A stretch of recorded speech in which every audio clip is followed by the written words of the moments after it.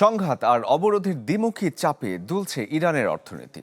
যুদ্ধের আগের শত শত বিলিয়ন ডলারের অর্থনীতি এখন রয়েছে ঝুঁকিতে। হরমুজ আর স্থানীয় বন্দরগুলোর থমকে যাওয়া পরিস্থিতি আরও ঘোলাটে করছে দেশটির সার্বিক ব্যবসাকে।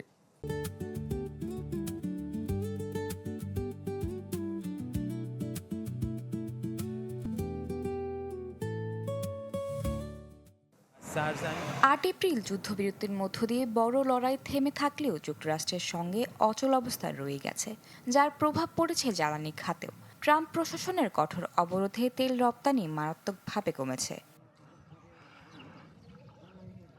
তথ্য বলছে, আগে যেখানে প্রতিদিন 10 লাখ ব্যারেলের বেশি তেল রপ্তানি হতো, এখন তা নেমে এসেছে প্রায় 3 লাখ ব্যারেলে। বিশ্লেষকদের মতে এই পরিস্থিতিতে আরও 2 মাস উৎপাদন ধরে রাখতে পারবে ইরান। বিশেষজ্ঞরা বলছেন, চলতি বছরই ইরানের জিডিপি 2 অঙ্কে কমতে পারে।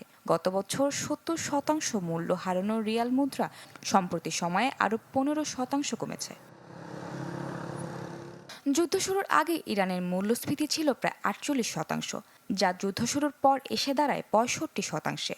তবে তাৎক্ষণিক আর্থিক সংকটের বড় লক্ষণ কম। অন্যদিকে রেজিস্ট্যান্স ইকোনমি কৌশলে অভ্যন্তরীণ উৎপাদন, স্বর্ণ মজুত আর সীমান্ত বাণিজ্যের উপর নির্ভর করছে তেহরান। চাবাহা পোর্ট দিয়ে বাণিজ্য চলছে সীমিত পরিসরে।